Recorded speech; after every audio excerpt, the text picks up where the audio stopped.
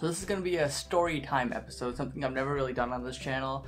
But if it's something you guys like, I can do this every so often because who doesn't like a good story, right? So what I'm going to do today is I'm actually going to go over my story and my experience with a financial advisor that I had to deal with, or that I chose to deal with technically, back when I first started investing a few years ago.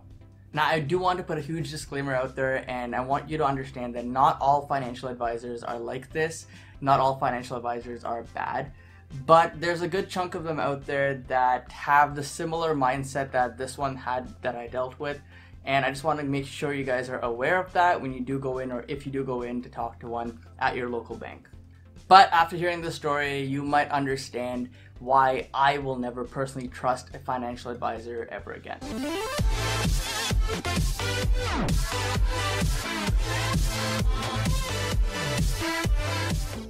If you guys like this kind of video, make sure to drop a huge like. Let's get at least 50 likes in this video, and make sure to hit the subscribe button down below if you haven't done so already. But either way, let's get into our story now, and let's figure out why I will never trust a financial advisor ever again. So funny enough, I'm actually dressed like one today. I know maybe I need a tie or something to look the part, but this was kind of unintentional, but I don't know, whatever, it works out for the story, right? So this story actually goes back and starts a few years ago when I started looking into my retirement account and what options I had for retirement and what avenues I should look into to build up my account for retirement. So in Canada, our retirement account is called the RRSP, and I believe in the US you have something similar called the 401k. So there are differences between these two options, but ultimately they're both meant as retirement accounts for you. Now, if you want me to make a more detailed video comparing these two, make sure to comment that down below as well. So anyways, what I did to get started was I went to my local bank that I had my checking account with, my credit card with, and I set up an appointment to meet with a financial advisor. I'm not going to name the advisor, I'm not going to name the bank for their own privacy, but it is one of the largest banks here in Canada. Anyways, I went in there with the intention that I wanted to open up an RRSP account. I wanted to deposit around $8,000. And I wanted to figure out what my options were to deposit this money to provide me the best return over the span of my working life and when I do plan to retire in the next, say, 40 years or so. Now, this contribution would also help offset some taxes, give me some tax benefits, and overall was something that I did a bit of research on and was told to do from a lot of friends and coworkers. So it was something that I actually looked into, and I did have my mind set on opening up an RRSP account with that amount. Now, before I move on, I do strongly suggest that any young person watching this video should also look into opening up a registered account for their future, whether that's a 401k in the US or an RSP here in Canada, because it will help you build up that wealth when you do plan to retire later down the road. Anyways, so when I walked in there, I had absolutely no idea about investing. I don't know anything about these investing terms and mumbo jumbo that they threw out there. They had plastered on the wall and the TVs. I had no clue what all that stuff was. So what I did was I looked at the financial advisor and I looked to them for advice. That's kind of what they're there for. That's kind of their name, financial advisor. So before we were even like 30 seconds into the conversation, they started suggesting something called a GIC. Now, being someone, like I said, brand new to investing, I had no clue what this GIC was. So I kind of looked to them to kind of learn more about it, understand what it is and how it could benefit me over the long term.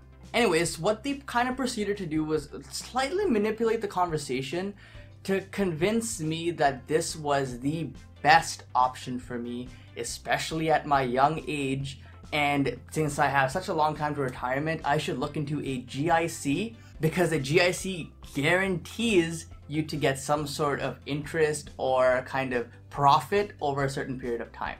I mean, I do believe the G in GIC stands for guaranteed, so it is kind of a guarantee that you will be making money over time, right? So everything sounded great. Talking to them about it, they said that this was the best option for me. So hey, what the heck, I'm in. So I went ahead and I said, okay, I want to deposit $8,000. I want to put it into this GIC like you suggested. And they're like, okay, well, the best one for you matures in 7 years, so let's put it into that, and that'll give you some good returns in 7 years. So being someone brand new to investing, I figured that, you know, this is something that they're advising, they're a financial advisor, they know this stuff. Why would they recommend something that didn't really make sense for me? So I put my faith in them, which was a big mistake, and I signed up, signed the letter, you know, everything is good, put $8,000 into my RRSP, and now it's locked in there for 7 years under this guaranteed GIC.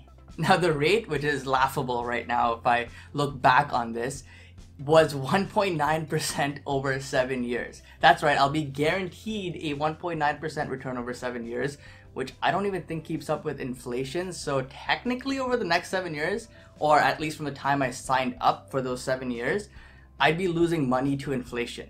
Anyways, after this meeting, I kind of had this peak interest in learning about investing and finance. So I started reading about investing, ETFs, mutual funds, anything to do with kind of stock analysis, technicals, all that kind of stuff. And this is kind of what sparked my interest really in this space. So I also looked into GICs more because now I had time to actually sit down and understand them better. And pretty much a GIC is a guaranteed income. And it's actually meant for people who want to take on 0% risk. So it's for someone who literally wants to put their money in for X amount of time, and then over that time period, their money matures, they get some interest, and then after that time period is done, they can take out their money and they'll earn X amount, in my case, 1.9%. Now think about this. For 7 years, I have my money locked in there. I'm gonna earn only a 1.9% when the market has done something like a 20% last year. Could have easily put my money into something else, but nope, that's what the advisor suggested I do because I was young.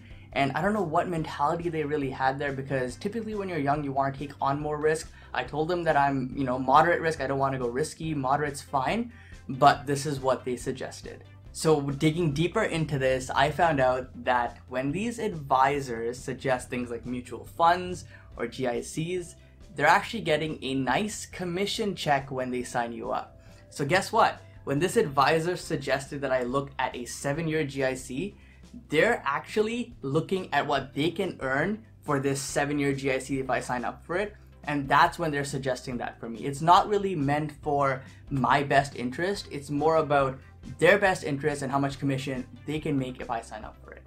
They could have easily suggested something like the S&P 500 ETF, which is relatively safe, especially since I'm going to hold it over my lifetime in the retirement account. But what they chose to do was this GIC, because with an ETF, they're not really going to earn a commission check. But with this GIC, they will. So that's what they look towards. Now, just for contrast's sake, right? Like, say I left my money in this GIC 7 years, I just left it in the bank after that, didn't really touch it, because that's kind of what they're hoping for. They're kind of hoping that you sign up for this. Once it's done, maybe they'll call you back in, sign you up for another 7-year GIC, whatever it may be. But let's just say I did that. Over the span of the GIC maturing and even my lifetime, if I didn't do anything with the money after that, I'd have less than around maybe 9,500 or so, even less than that most likely. But as a contrast, if I put that $8,000 in the S&P 500, I would earn something like roughly $120,000 when I plan to retire. So now just put that into perspective. Think about how badly this financial advisor really screwed me over. And based on this, you can kind of piece together why someone who is brand new to this, someone who looked at a financial advisor for advice, which is what their job is, actually chose their best interest over my best interest. But thankfully, a couple of good things came out of this. First of all, it piqued my interest in finance, piqued my interest in investing. And it also was kind of the reason why I started this YouTube channel, because I want to teach you guys about this. I don't want you to walk into your local bank and get screwed just like how I did. I want you guys to be more informed. I want you to make the decision that's right for you. Maybe a GIC is right for you, but at least you'll have the information here from this YouTube channel to make that informed decision. Also, on the plus side, once this 7 years is actually done and the money is matured, I plan to pull out that money from this bank, not have anything in there except for my checking account maybe, and put that into a index fund or some sort of safer avenue, and just have that in there for the long period until I retire, most likely the S&P 500 or something like that. So what I really want to teach you guys is that I've personally come a long way from when this first started and when I first signed up and, fell into this GIC trap. And I believe that anyone can do this if you do spend a little bit of time to understand the options that are out there and available for you. So I really hope you guys understand where I'm coming from. I hope that this was valuable to you, and I hope that you can use this information for your personal finance life. But just by watching this video, I do realize that you guys are actually miles ahead of the average person when it comes to investing and your personal finance. So I encourage you to stick with it because it will pay off over the long run. And of course, the last caveat that I have to put in there is that not all financial advisors are bad. there are some financial advisors that actually do genuinely want you to succeed. In fact, there are some YouTube channels where the creators are actually financial advisors in real life, or they've done financial advising before. But either way, they're certified for that, and they're putting out great content and teaching the community about investing, about finance, and not necessarily putting it out there just because they have a hidden agenda to make a commission check and get people to sign up for X service from their local bank. Really, the bottom line is, in this day and age, there's absolutely no excuse for not understanding and weighing your options, your pros and cons. I know I messed up, I know I made that mistake, and I hope that by watching this channel and this video that you guys will not make the same mistake. Either way, guys, thank you so much for watching. Drop a huge like if you enjoyed this story. Let me know in the comment section down below for more stories that you may be interested in. But either way, guys, don't forget to invest positively, and I'll see you in the next video.